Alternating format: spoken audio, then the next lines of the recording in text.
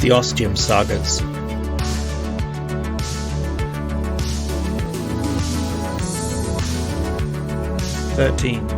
Saga I, 1066. Author's Endnote.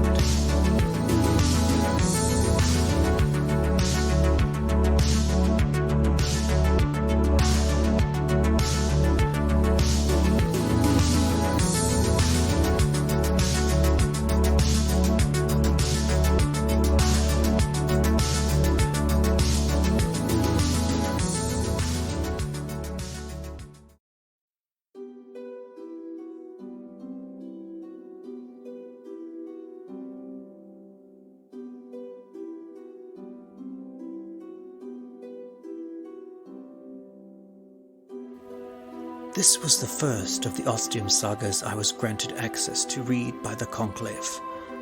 It had already been translated some time before, that is except for the part in a language that no one was able to interpret. I had only been with the Conclave a few years at that point, and while I had seen much and been exposed to plenty that tested the very limits of not just my reality, but also my imagination, I still had issues with this chronicle. Too many questions, perhaps. Nevertheless, after my initial reading, it felt like a tale that had been confabulated, that could not possibly be true. That was the work of fiction. A very good work of fiction, I might add. There have been plenty of works of the fantastic throughout our times. Beowulf, the Divine Comedy, and I need not get into the works of the Greek Homer with his marvelous Odyssey. There was simply too much going on. Too many directions taken, too many different elements at play. I was told by some of my fellow Conclave members that did not all those points make the tale that more possibly real? Why would someone make up such a story? For what purpose? And then it was explained to me that the accompanying document referred to as the slim volume in the chronicle had been found with this Ostium Saga, and what the person had written that was verifiable with sources and evidence had been done so. It did seem that a number of points and inferences made by the chronicler were in fact true. Therefore, was it not at least conceivable that the entire story, on some level, may also be true? It was then, with all this mounting evidence, that my mind began to be changed.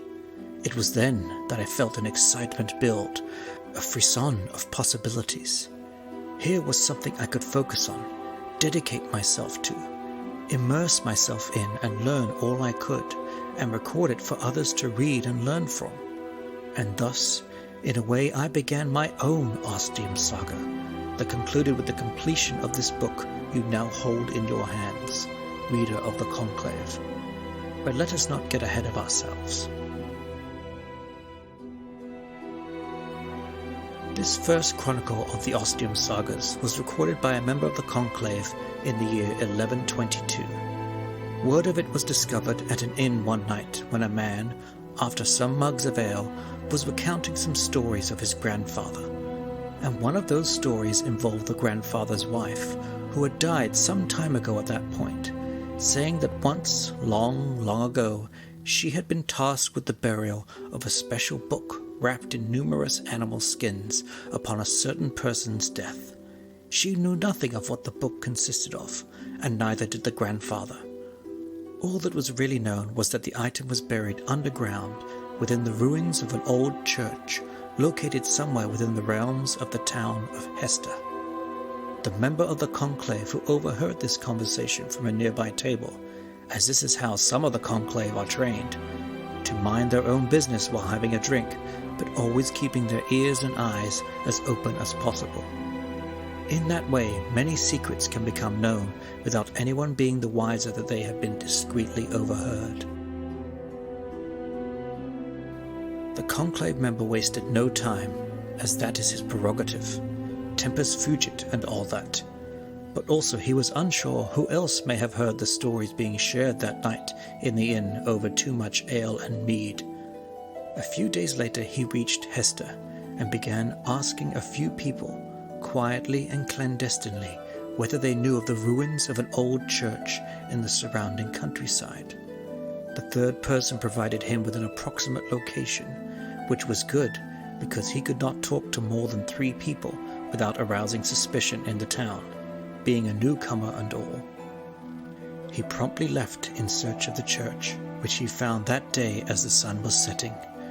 With shovel in hand, he entered the church, choosing to go deep within in search of a likely place to dig, and as we know, this was to his favor. On the 3rd digging attempt, he found the animal skins, which contained the chronicle and the slim volume. Not wanting to dally, for he suspected there might be others coming to search, he filled in the hole to cover the evidence of his digging and quickly slipped away into the night. Very briefly he returned to Hester to rest and heard of those who were to go in search of the old church the following morning.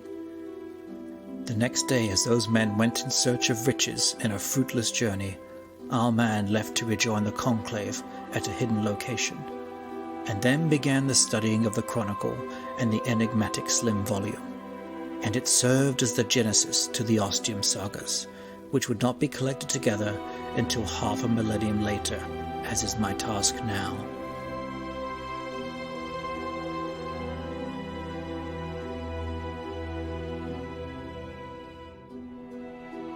I have been informed now by the conclave that this volume is to also serve as a history and informational treatise on the conclave, and to provide details where possible, which I shall endeavour to do so in future endnotes. For now, dear reader, let this serve as the first of many endnotes, as we dive deep into these Ostium Sagas, and into the beautiful mystery that is the conclave. The next Ostium Saga, as I have already indicated, will consist in its entirety the slim volume diligently copied in its unknown and curious language.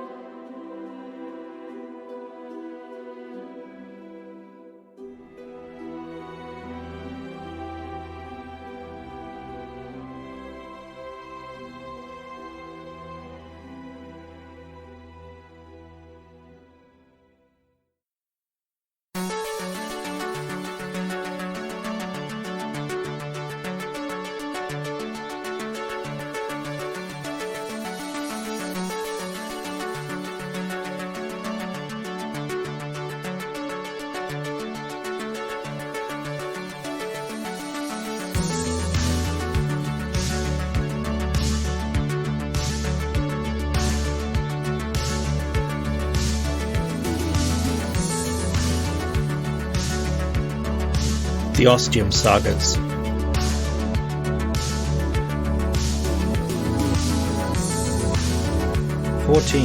Saga I, 1066.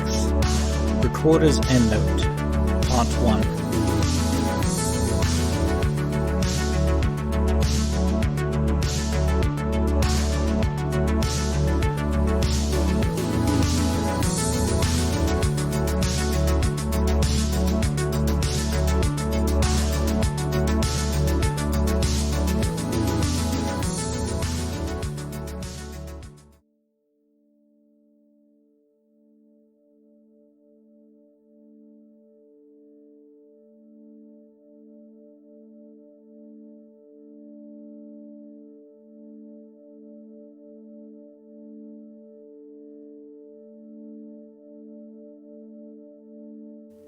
I let the story sit with me for a few days, not wanting to jump to any conclusions or assumptions.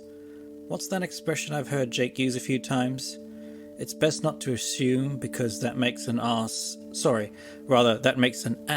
out of you and me. First time he told me that, it went right over my head like a Concorde going from London to New York in record time. Then he explained it a few times, and it still meant gobbledygook to me. And then he wrote it down, and finally the penny dropped. There's a lot going on in this Ostium Saga, a bloody lot, on many different levels. What with the person being sent from here through an Ostium door back to the 11th century, and how it was the time and place they'd dreamed of most of their life and they were finally there, and then to get screwed over by the Ostium network, which should come as a surprise to no one as they tend to specialize in that, and getting stuck there in that time and place very permanently, and what they did to try and get themselves out. I asked Young if they had ever heard or come across any data where a person had tried to contact the Ostium network from the 11th century, but they said they had no record of anything like that. And then there was the discovery of that slim volume, which is the next Ostium saga that I'm just aching to read, but I'm making myself not do. Not until we put this first Ostium saga completely to bed. And then if we take a step back and have a look at the bigger picture, which is the Conclave, a secret group that has apparently existed for millennia, and one of their duties, so they decided, is to collect stories of people lost in time who all talk about a place called Ostium. It would all seem balmy if I weren't currently living in the very place all these people used to call home. The Conclave has no idea what Ostium or the Ostium network is, other than what they have been able to divine through the Ostium Sagas. And then let's take one last step back and acknowledge the elephant who seems very partial to all things Ostium in the room with the Ostium door, and talk about why all these unique and incredible documents and chronicles and books keep being discovered in old abandoned ruined churches. What's going on there exactly? The mind boggles. Makes me want to start checking every old church I come across, and with my trusty spade start digging lots of holes everywhere, just in case, you know. Did the Conclave know something about this? Some intrinsic link that we haven't been made privy to yet, and that's why the Ostium Sagas book was found buried in a church. Maybe it's just one of those mysteries we'll never find an answer to. At least that's not likely in this book. Which is why these recorders' endnotes are not just going to be me rehashing the amazing things I just read, and you just listen to, dear listener. No, I'm going to see what I can find out about everything involved in the first Ostium Saga by doing some deep and heavy research.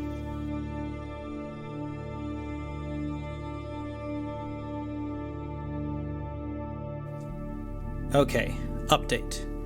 It's been a week of me metaphorically ransacking the internet once more for any snippets or clues or shreds of evidence related to this saga, and I'll be perfectly honest, so far I haven't found much. I will say I've learned a ridiculous amount of history about the Battle of Hastings, and just general medieval life in the 11th century. And I have to hand it to this bloke, the fact that he was able to have an enjoyable and fruitful life, to raise a family with grandchildren, and to seemingly pass away from old age with an apparent smile on his face, even if he did get the Ostium Network branded vaccine cocktail to protect him from all the illnesses and viruses of the time. I mean, I'm almost jealous of the guy, considering there was only a very poor excuse for medicine available, and the concept of hygiene and cleanliness hadn't really been invented yet. Obviously a lot of that is blown out of proportion, especially for the big budget Hollywood films, and there were lots and lots of people who lived to ripe old ages, and they were all called witches and burned at the stake or tossed into the river. Nah, only kidding. Nevertheless, as bad as things had gone for him, in the end it all turned out pretty good, as he firmly attests to in his chronicle. After too many days of mind-numbing research, or I suppose attempted mind-numbing research, as I hadn't really found anything of substance or what I would deem useful and worthy of being mentioned in this recorder's endnote, and just as I was about to say sod it and call it all day and move on to the next Ostium saga, I found something. A little something. A digital thread, if you will, that I could have easily said would turn out to be a big bloody waste of time and not bothered, but I chose to keep going. Perhaps because I discovered so little, or perhaps because this was something waiting to be found by the likes of me, or perhaps even this was Ostium and the Ostium network working its influence on me and the reality around me, as it has done to all of us on numerous occasions before. And now as I record these notes some weeks later, I'm starting to wonder if this digital thread I plucked that led to a real person who has revealed himself to be a curmudgeonly college professor may in fact be secret. Yes, oh so very secretly, an alive and well member of the Conclave.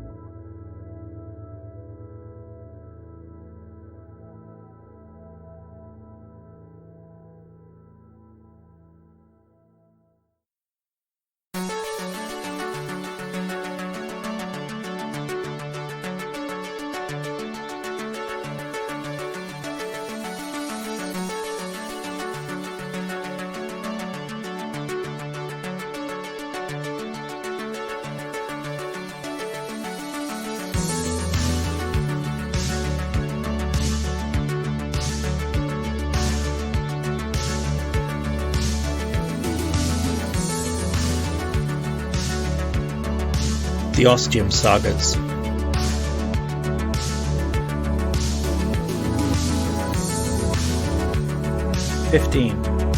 Saga I, 1066. Recorder's Endnote. Part 2.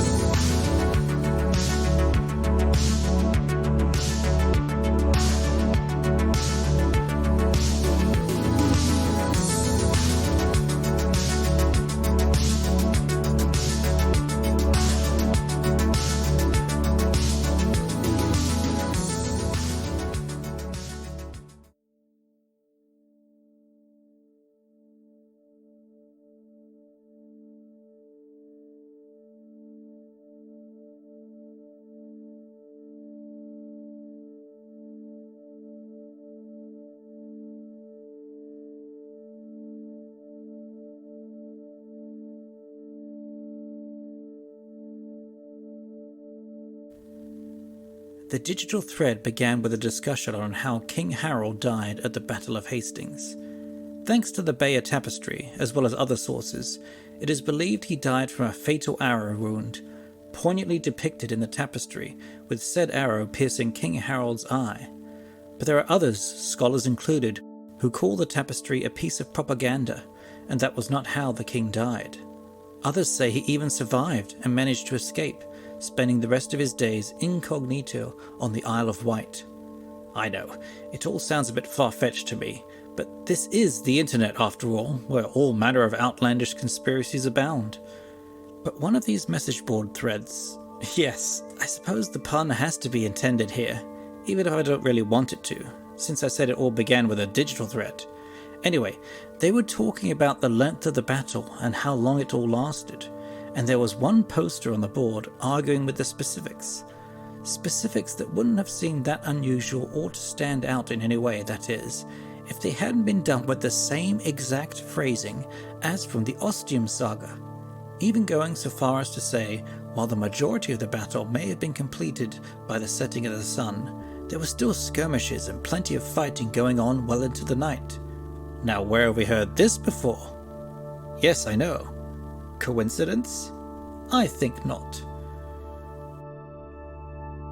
So I looked up what more the poster had written, or more aptly, ranted about.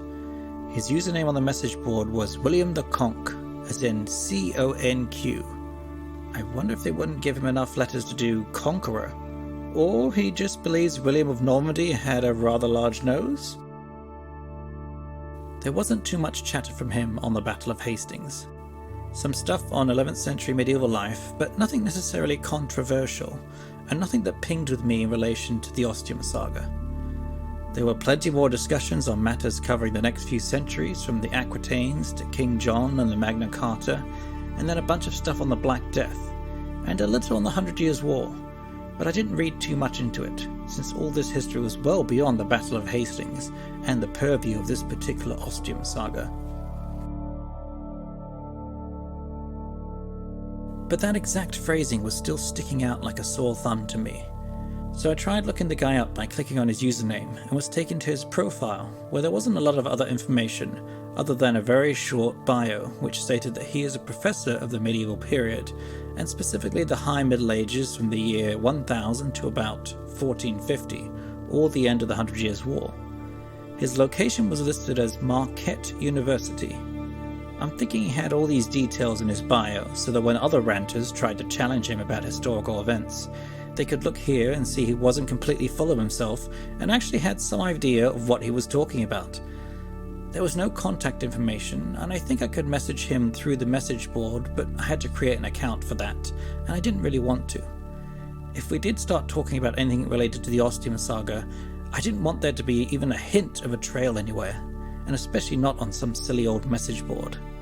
I very well remember how serious and secretive the conclave was about all this, not to mention that person from the Ostium network who found the book. So instead I looked up Marquette University, which is in the state of Wisconsin, apparently, and then I found the faculty page, and while there are a few medieval history professors because it's apparently a big subject at this university, there were only 3 specializing in the late Middle Ages, and the other 2 professors were women. So now I knew who William the Conk was. better known as Professor or Dr. Larry Harcourt.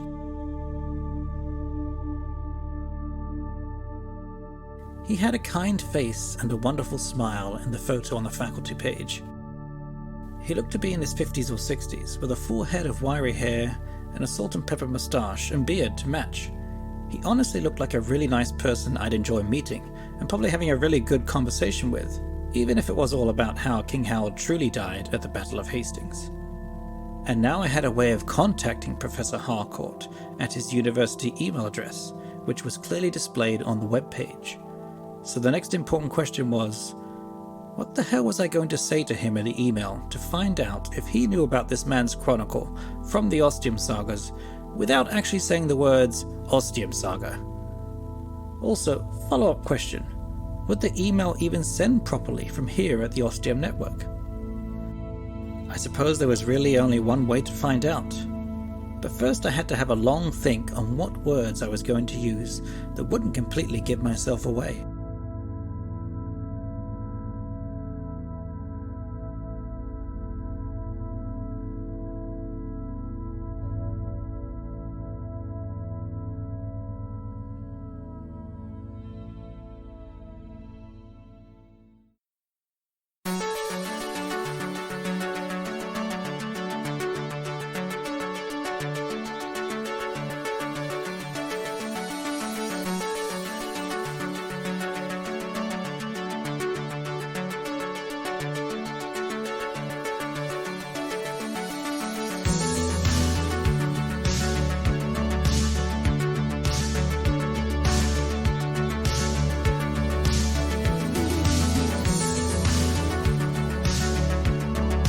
The Ostium Sagas.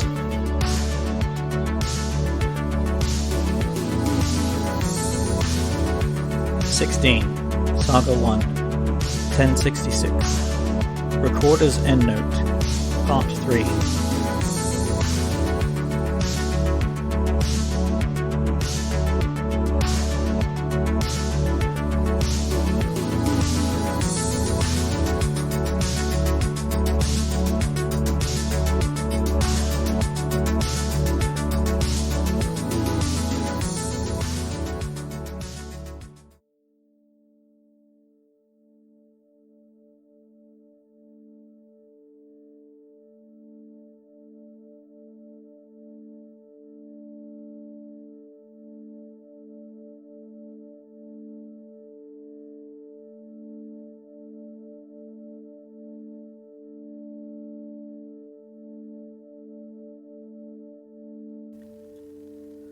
From Steve Chase at hotmail.com to L. Harcourt at marquette.edu. Subject: A Chronicle Like No Other. Dear Professor Harcourt, my name is Stephen Chase, and before you start searching your memory banks, no, I'm not a current nor a former student of yours. I'm someone you don't know, but I think I might know you, or to be more precise, might know who you are affiliated with. Secretly affiliated with, that is. You see, I also have an interest in the medieval period, specifically the 11th century, and even more specifically, the Battle of Hastings, and what happened after the battle involving someone who was a witness to that both famous and infamous day and night.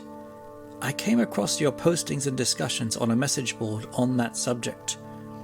Your insights are, well, let's just say, even if no one else seems to really believe you, I do.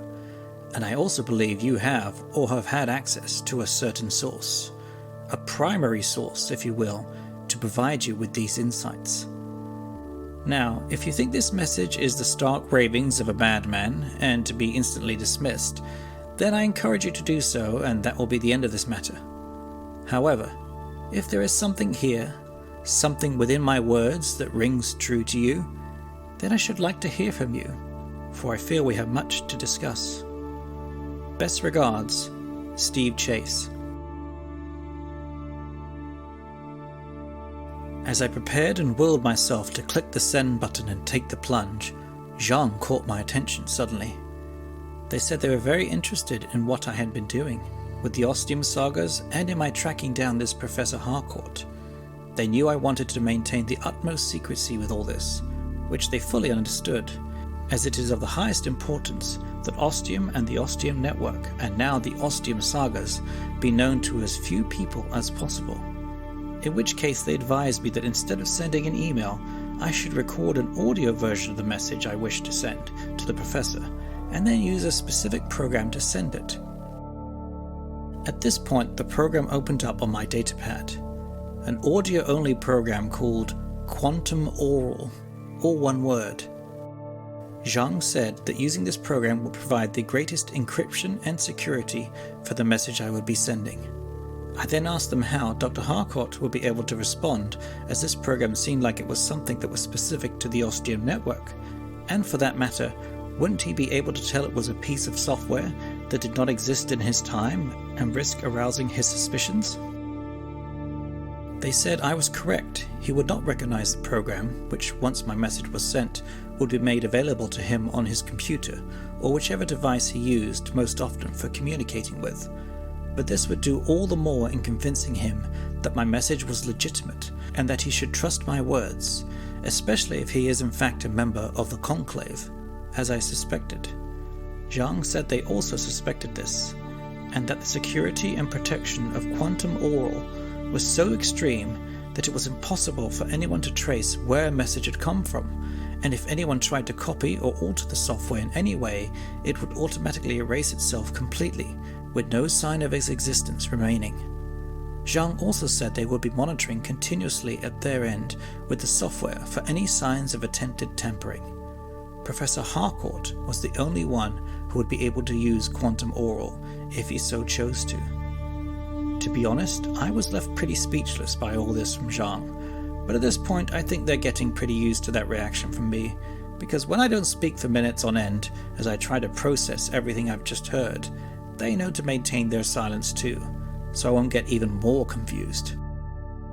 And once I was able to collect enough of my thoughts together to put sufficient words in a row to make coherent sentences, I thanked Zhang profusely for their, as always, invaluable help and insight, and then started recording the audio version of the email I was going to send. And once I had it all ready to send off, I stopped and wondered how I was supposed to send it to the Professor if this was an audio message via Quantum Oral, and I had originally been emailing him using his email address. Once again, Zhang came to the rescue and made me feel about 5 years old in the kindest way possible, and said the email address would still work and the audio message would get to Dr. Harcourt via his email account and prompt him to download and install the software. Right, I said, silly me, and blamed it on my spending too much of my life in the 1990s, when the internet was this brand new revolutionary thing that everyone had started using every day, but 99% of us didn't really understand how it all worked. So with the audio recording now all ready to go, I typed in Professor Harcourt's email address, took a breath, and just as I was about to hit send for the second time, Zhang chimed in again with a very good point. Perhaps I should add an endnote about the Professor needing to do his own audio recording in response to my message, if he did in fact want to respond. It seemed pretty obvious to me, to be honest, but then we did want to make sure he understood everything on the first go. So I thanked Zhang again for their help and then clicked edit on the recording and added this. P.S. If you do wish to respond to this message, as I very much hope you do, then I would request you do so in the format of an audio recording, much like you are listening to this message right now. My associate has informed me that this is the most secret and secure way of contacting each other. I look forward to hearing from you. SC. And before I could begin to doubt myself in any way with what I had just said and done, I hit send and off the audio message went.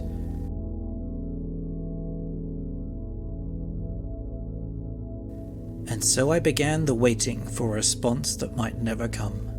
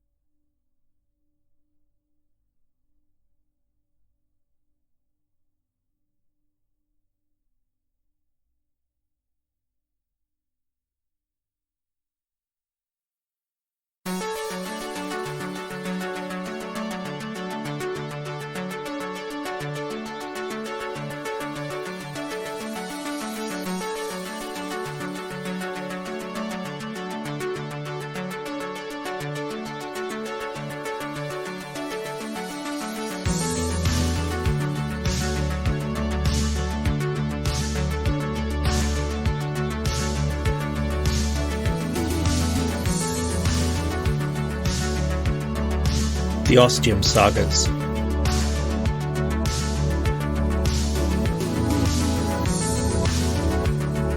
'17. Saga I, 1066. Recorder's Endnote, Part 4.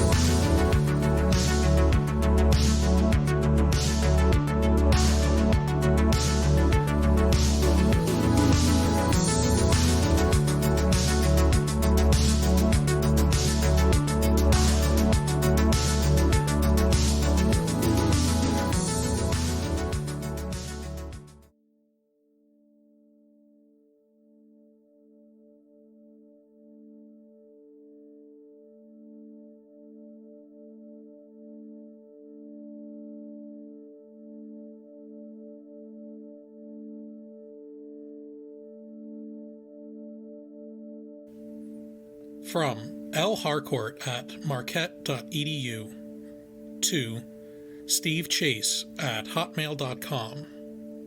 Subject: A message like no other. Dear Mr. Chase, thank you very much for your recent audio message. To say I was surprised to hear from you does not even begin to cover it. As I listened through your entire message, I could not quite believe what I was hearing. And no, do not take this as any insult or critique of your British accent, which I found quite lovely. It was your words that I found most astounding. I will truly admit that most of the students that I lecture and engage with on the subject of the Battle of Hastings and the 11th century make their interest clear with their indifferent stares that they would rather be somewhere else than my classroom. So, to find this message engaging me on the subject was a sheer delight. I am hesitant to fully entrust myself to you, Stephen, as like the beginning of any relationship, I feel we have only just met, and will need to have a further discourse before I feel comfortable enough to share all I know on the subject, and on the Chronicle. Nevertheless, I can tell your wording was very carefully chosen in your message, as you too are clearly feeling me out, so to speak, and vetting me before you can put your full confidence in me. Therefore, for now, I will keep this message on the short side, and leave you with this reference to a certain primary source material. You mentioned the Chronicle, and I will see you and raise you one accompanying slim volume that pairs well with said Chronicle. What say you to this? Sincerely, L.F. Harcourt. P.S. While I will be the first to admit I do not fully understand how you came to reach me with this audio message method, or how any of it actually works, for that matter, I do at least trust you enough to feel comfortable using this program, this quantum aural, and feel our words will remain between you and I, and blind to any other. L.H.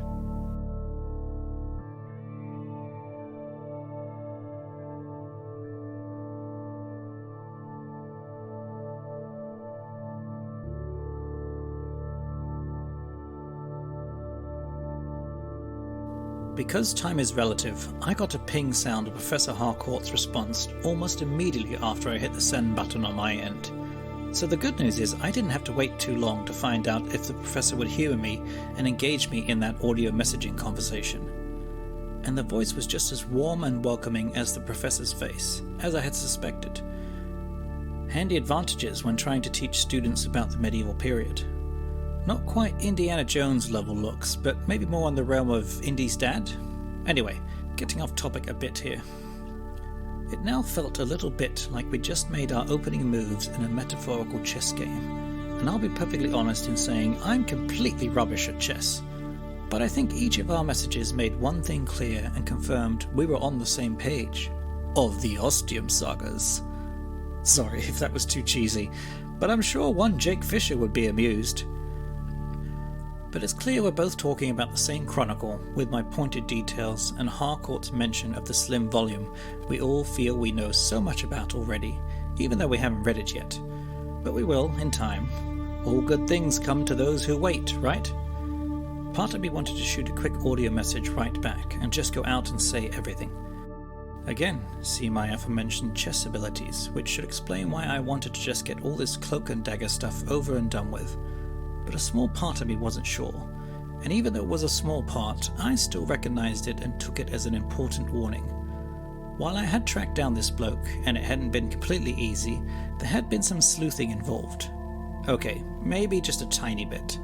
And while I had my suspicions about him, nothing was really certain yet, so it was still necessary to be cautious. So instead of sending a new audio message, I got up and took a walk and had a think on it, and in fact waited until the next day before I made my decision. And when that next day arrived, I'd come to a good one. I was going to wait a bit. Time's all relative, remember? So Professor Harcourt would hear from me when it was the right time, and I decided the right time would be when we were on equal footing with regards to the Ostium Sagas. And what does that mean exactly? It means it's time for our second Ostium Saga.